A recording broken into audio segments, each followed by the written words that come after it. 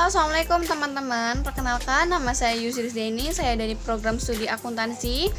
Di video ini saya akan menjelaskan tentang siklus akuntansi dan jurnal umum. Untuk menyelesaikan tugas dari mata kuliah pengantar akuntansi, yaitu Bapak dosen M. Gana Mahendra SE MAK AKCA. Apa sih tujuan akuntansi itu? Tujuannya adalah menyediakan informasi yang bermanfaat untuk mengambil suatu keputusan. Untuk mengambil keputusan, akuntan melakukan serangkaian pengumpulan dan pengolahan data.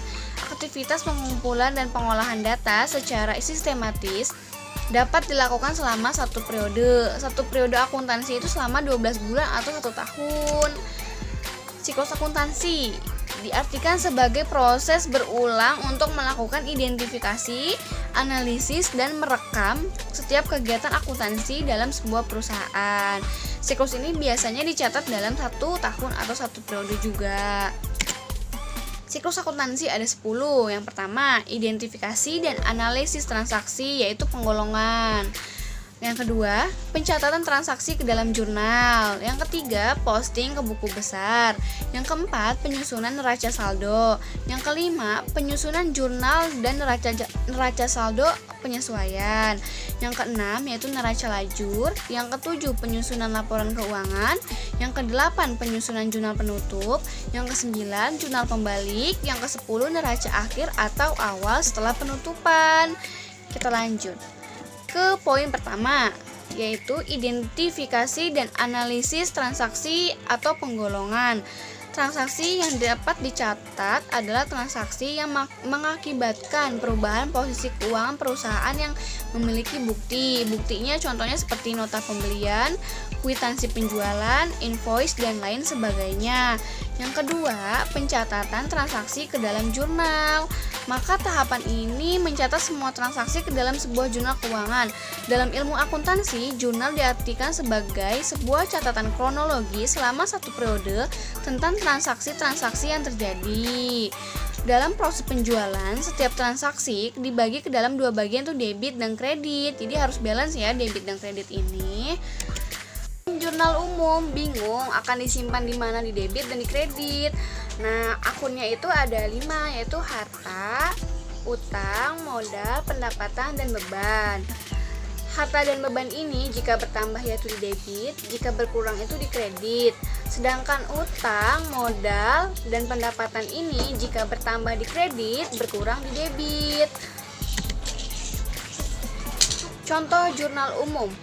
Pencatatan harus dilakukan dengan berurutan dan teliti. Jadi berurutannya itu secara tanggal dan teliti, tanpa ada transaksi yang terlewatkan. Kalau misalnya terlewatkan, nanti hasilnya nggak bakal balance di proses pencatatan selanjutnya, sehingga pada masa akhir dan akan didapat jumlah debit dan kredit yang sama besarnya. Jadi harus balance. Nah, kita masuk ke contoh.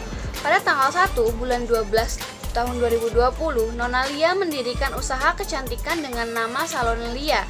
Nona Lia menyetorkan atau menginvestasikan kekayaan kepada perusahaan berupa uang tunai 10 juta rupiah, peralatan salon 8 juta rupiah. Bagaimanakah jurnalnya? Jadi jurnalnya itu kas sejumlah 10 juta rupiah karena itu uang tunai. Peralatan salon 8 juta dan di kreditnya yaitu modal 18 juta. Jadi balance kan debit dan kreditnya ini. Dibayar asuransi di muka untuk 1 tahun. Jadi jurnalnya itu asuransi dibayar di muka 600.000 di debit, kas di kredit. Kenapa sih bisa kas yang jadi 10 juta di debit di soal pertama? Karena ini kita kas itu termasuk harta. Jadi uangnya bertambah, jadi kita masuknya ke kas. Kalau misal asuransi dibayar di mukanya termasuk harta juga, jadi bertambah yaitu di debit. Kas yang berkurang yaitu jadi di kredit. Jadi masuk lagi ke rumus yang pertama.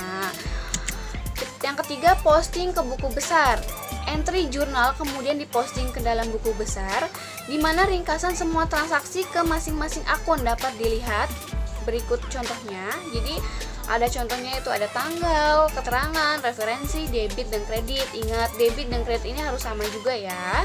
Tidak boleh sampai nggak balance. Yang keempat, menyusun neraca saldo.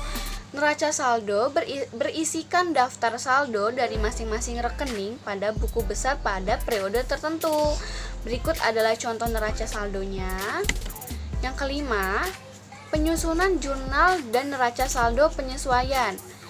Jurnal penyesuaian adalah jurnal yang biasanya dibuat pada akhir periode akuntansi untuk mengalokasikan pendapatan maupun pengeluaran untuk suatu periode akuntansi untuk perubahan saldo di dalam akun sehingga nantinya akan mencerminkan nilai saldo yang sebenarnya. Yang keenam, neraca lajur. Neraca lajur akan mengacu pada neraca saldo dan jurnal penyesuaian, maka penyusunan neraca lajur bisa dilakukan secara mudah. Neraca lajur akan memberikan informasi dalam bentuk laporan laba rugi dan neraca keduanya itu akan menjadi dasar dalam pembuatan laporan keuangan. Jadi neraca lajur ini penting. Yang ketujuh itu penyusunan laporan keuangan. Berdasarkan informasi pada neraca saldo setelah penyesuaian, tahap selanjutnya yaitu menyusun laporan keuangan. Laporan keuangan yang disusun seperti ada laporan laba rugi, laporan perubahan modal, neraca, dan laporan arus kas. Yang kedelapan yaitu penyusunan jurnal penutup. Jurnal penutup hanya dibuat pada akhir periode akuntansi saja. Rekening yang ditutup hanya rekening nominal atau rekening laba rugi. Caranya dengan menolkan atau membuat nihil rekening terkait. Rekening nominal harus ditutup karena rekening tersebut digunakan untuk mengukur aktivitas atau aliran sumber-sumber yang terjadi pada periode penjualan. Berikut contoh jurnal penutup. Lalu yang ke-9 yaitu jurnal pembalik. Tahapan jurnal pembalik adalah tahapan pembalikan beberapa akun yang telah ditutup untuk mengembalikan saldonya. Akun perkiraan yang dibalik biasanya merupakan pembayaran yang dibayar di muka dan belum jatuh temponya. Yang ke-10 yaitu yang terakhir, neraca akhir atau awal setelah penutupan. Tahap ini disebut dengan neraca akhir atau awal karena sebagai neraca akhir yang dihasilkan pada akhir periode. Disebut neraca awal